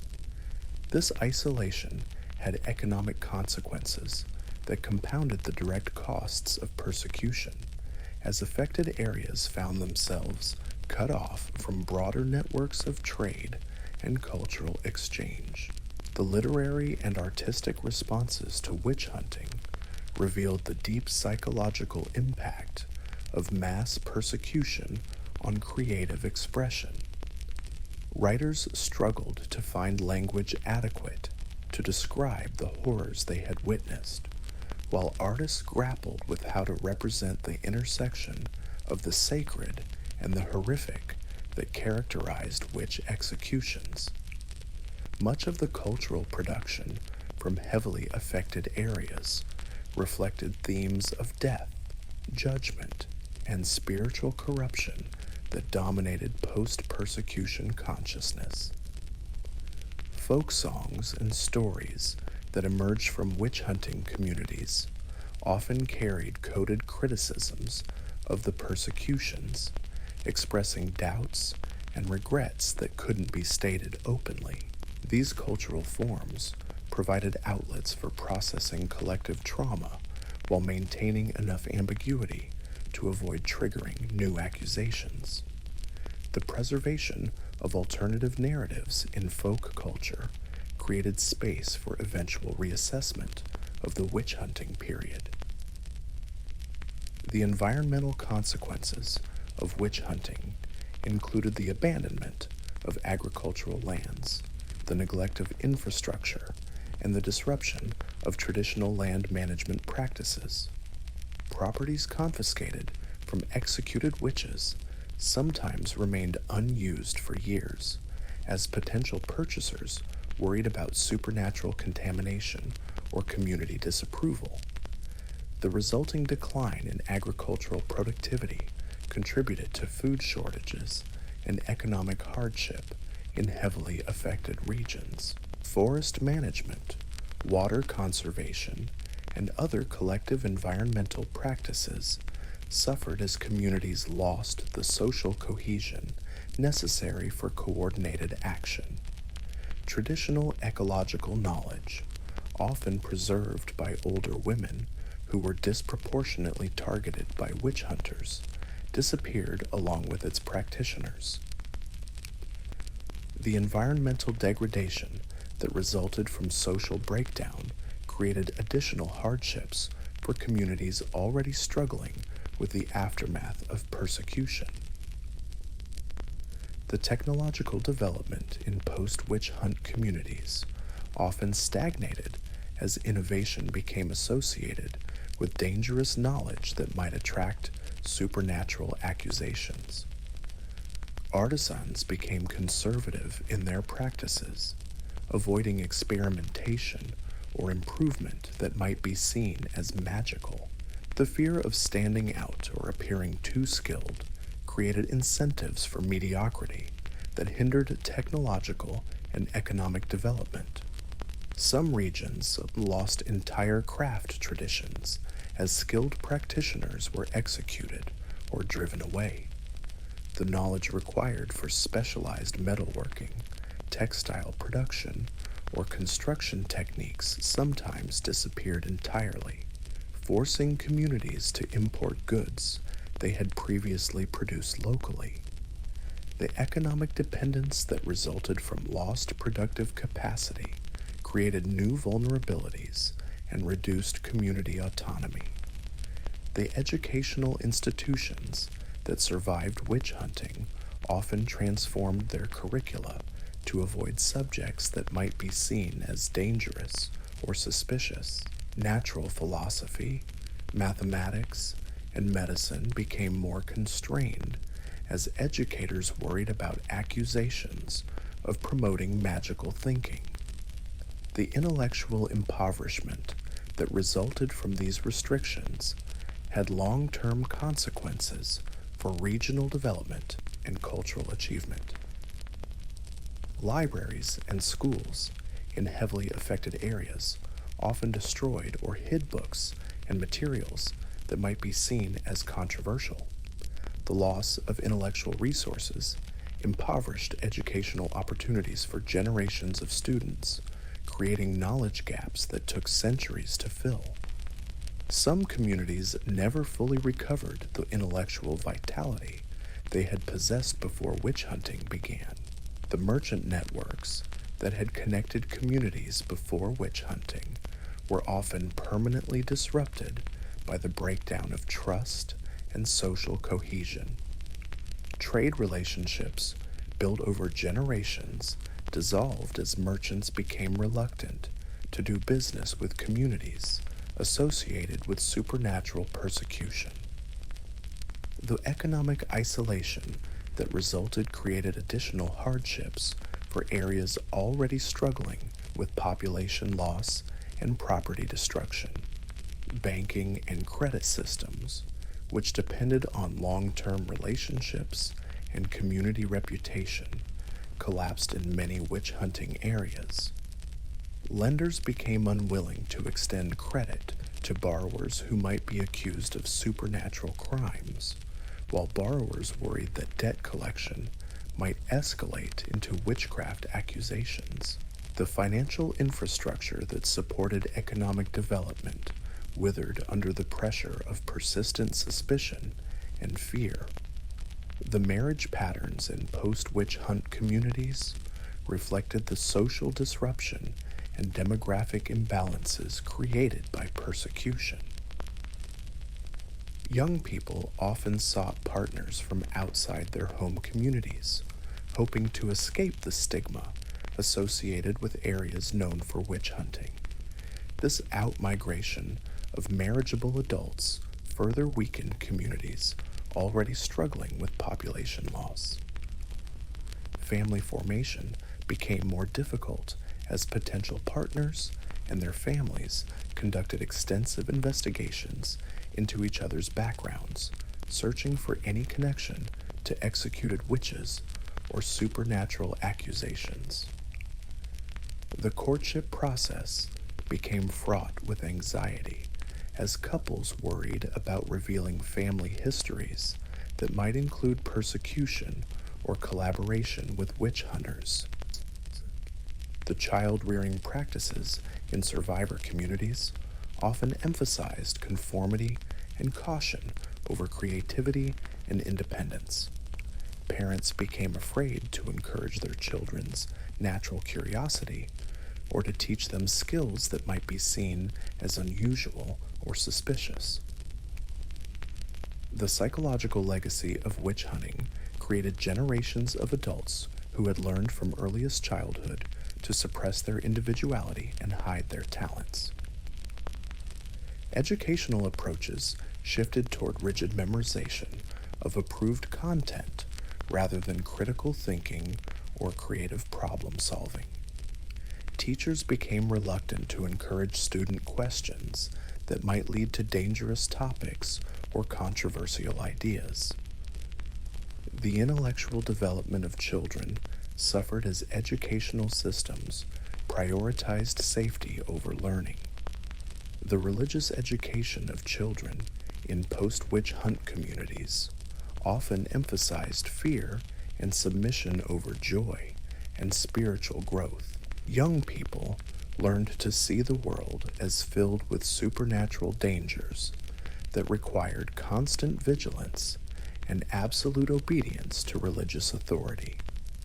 The psychological damage inflicted by this fearful approach to spirituality affected personality development and social relationships for generations. Church attendance patterns reflected the complex relationship between religious faith and witch hunting trauma. Some communities saw increased religious observance as people sought comfort and meaning in the aftermath of horror.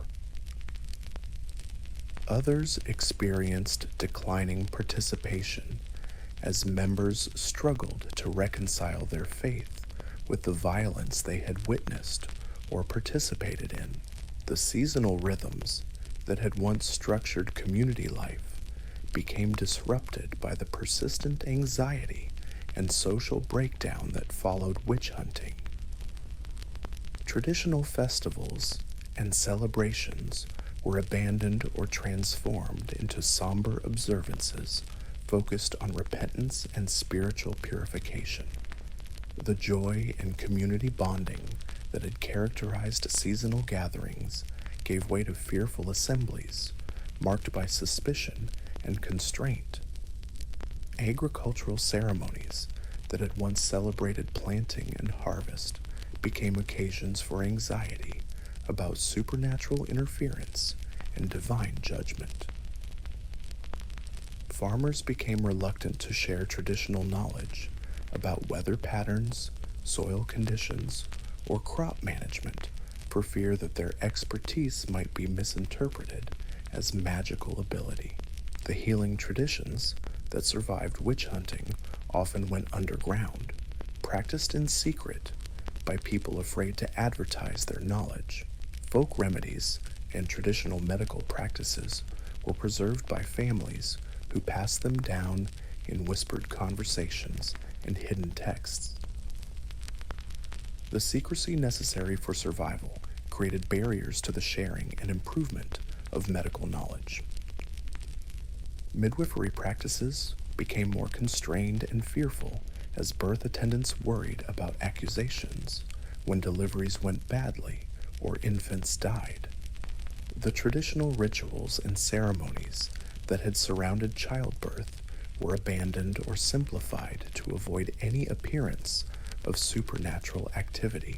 The support systems that had helped women through pregnancy and childbirth weakened under the pressure of persistent suspicion. The artistic expression in post-witch hunt communities often reflected themes of death, judgment, and spiritual corruption that dominated post-persecution consciousness. Painters, sculptors, and craftspeople found their work constrained by community expectations for religious orthodoxy and moral instruction. Creative innovation became dangerous as artists worried about accusations of promoting dangerous or magical ideas. Musical traditions were similarly affected as communities became suspicious of songs, dances, or instruments that might be associated with supernatural practices. Traditional folk music that had celebrated love, nature, or seasonal cycles was replaced by religious hymns focused on themes of sin and redemption. The cultural impoverishment that resulted from this artistic repression reduced the quality of community life and eliminated forms of expression that had provided joy and meaning for generations. The storytelling traditions that had preserved community history and cultural values were transformed by witch hunting trauma. Tales that had once celebrated clever heroines, wise women, or magical transformations were abandoned or rewritten to emphasize the dangers of supernatural knowledge and the importance of religious submission. The oral literature that survived often carried warnings about the consequences of curiosity, independence, or deviation from accepted norms. Written literature from witch hunting regions reflected similar themes of caution and conformity. Authors became reluctant to explore controversial topics or to create characters who might be seen as dangerous or subversive. The creative literature that emerged from heavily affected communities often lacked the vitality and imagination that had characterized earlier periods. The scientific development in post-witch hunt regions often stagnated as natural philosophers became afraid to pursue research that might be misinterpreted as magical investigation. The study of astronomy, chemistry, medicine, and other natural sciences became constrained by religious orthodoxy and social suspicion. Researchers learned to disguise their work in religious language and to avoid topics that might attract accusations of supernatural activity. While medical research suffered particularly severe restrictions as investigators worried about accusations of magical healing or diabolic knowledge. The empirical observation and experimentation that had begun to advance medical understanding in some regions were abandoned in favor of reliance on ancient authorities and religious doctrine. The intellectual progress that might have reduced suffering and saved lives was sacrificed to avoid accusations of supernatural corruption. The technological innovation that had characterized some regions before witch hunting slowed or stopped entirely as inventors and craftspeople became afraid to develop new techniques or devices. The fear of appearing too clever or possessing knowledge that couldn't be easily explained created powerful incentives for technological conservatism. Communities that had once been centers of innovation became backwaters where traditional methods were preserved not from choice, but from fear. Agricultural improvements, manufacturing techniques, and transportation innovations were all affected by the climate of suspicion that followed witch hunting. The economic development that might have improved living standards and reduced hardship was constrained by social and psychological factors that made innovation seem dangerous rather than desirable. The merchant classes in post-witch hunt communities often found their social positions complicated by their roles in the persecution. Those who had profited from confiscated property or provided goods and services to the witch hunting apparatus faced ongoing questions about the legitimacy of their wealth. Some attempted to demonstrate repentance through charitable works or religious donations, while others hardened their positions and defended their actions as necessary participation in divine justice. Commercial relationships became more difficult to maintain as business partners worried about each other's involvement in witch hunting activities. The trust necessary for long-term commercial arrangements was undermined by knowledge of past collaborations in persecution. Trade networks that had taken generations to build were sometimes permanently damaged by the breakdown of confidence between merchants who had witnessed or participated in each other's involvement in witch hunting. The professional classes, including lawyers, physicians, and clergy, faced particular challenges in maintaining their authority and legitimacy after their participation in witch hunting.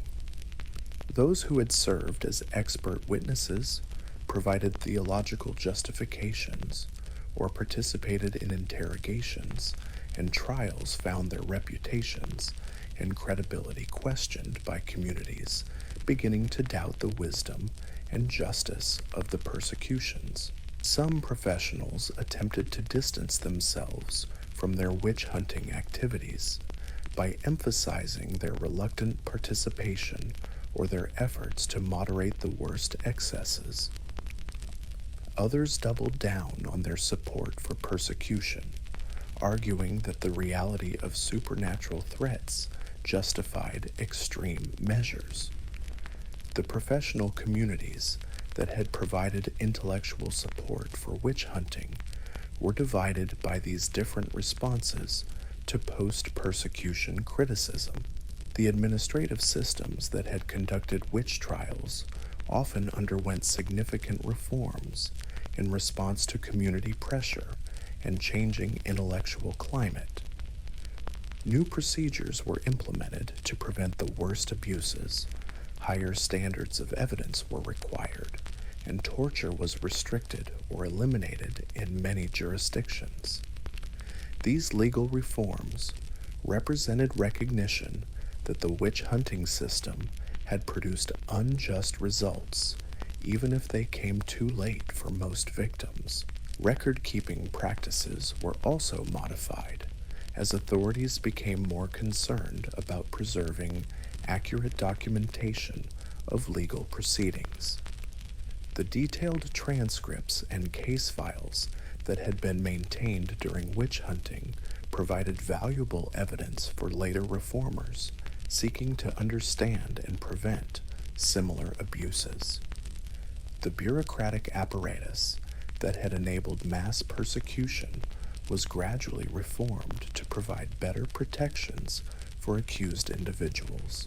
The international exchanges of information about witch hunting practices and outcomes contributed to the gradual development of more skeptical attitudes towards supernatural prosecution. Scholars, legal experts, and government officials began comparing experiences across different regions and identifying patterns of abuse and injustice that called into question the entire enterprise of witch hunting. Diplomatic correspondence from the period reveals growing concern among educated elites about the social and economic costs of witch hunting, even when they continued to believe in the reality of supernatural threats. The practical consequences of mass persecution became increasingly difficult to ignore, as regions that had avoided or limited witch hunting demonstrated superior economic and social outcomes. The cultural legacy of the great witch hunts extended far beyond the immediate communities where persecution had occurred. The stories, images, and memories of mass executions entered into broader cultural consciousness through literature, art, and oral tradition. The witch hunt became a powerful symbol of injustice and fanaticism that influenced political and social thought for centuries. The legal precedents established during witch hunting influenced later developments in criminal law and civil rights. The recognition that torture produced unreliable confessions, that mass hysteria could lead to unjust convictions, and that proper legal procedures were necessary to protect the innocent, all emerged from reflection on the failures of witch hunting. The hard-won lessons of the persecution era contributed to gradual improvements in legal systems and human rights protections. The psychological understanding that developed from observing witch hunting communities provided insights into mass psychology, social conformity, and the conditions that enable ordinary people to participate in extraordinary cruelty. These observations influenced later thinking about political movements, religious revivals, and social reform efforts. The witch hunts represented a dark chapter in human history, but they also demonstrated the resilience of human dignity and the possibility of moral progress. The communities that survived and eventually recovered from persecution showed remarkable ability to rebuild, to learn from their experiences, and to create better systems for protecting the vulnerable. Their struggles and ultimate success provide both warnings about human capacity for evil and hope for humanity's ability to overcome its worst impulses. The long shadow of witch hunting continued to influence European and American culture for centuries after the last executions. The fear of false accusation, the importance of due process, and the dangers of mass hysteria all became embedded in political and legal consciousness. The witch hunt served as a cautionary tale that shaped later responses to social panic and political persecution. But perhaps most importantly, the witch hunts revealed the importance of individual conscience and moral courage in the face of social pressure and institutional authority. The people who refused to participate in accusations, who questioned the evidence, who provided comfort to the condemned, and who worked to end the persecutions, demonstrated that even in the darkest circumstances, human dignity and compassion could survive. Their example provides both inspiration and guidance for facing similar challenges in any age. The nightmare of witch hunting was real, and its consequences were devastating for the communities that experienced it. But the human capacity for recovery, learning, and moral growth proved stronger than the forces of fear and hatred that had driven the persecutions. In that strength lies both the tragedy and the ultimate hope of this darkest chapter in the history of justice and human rights.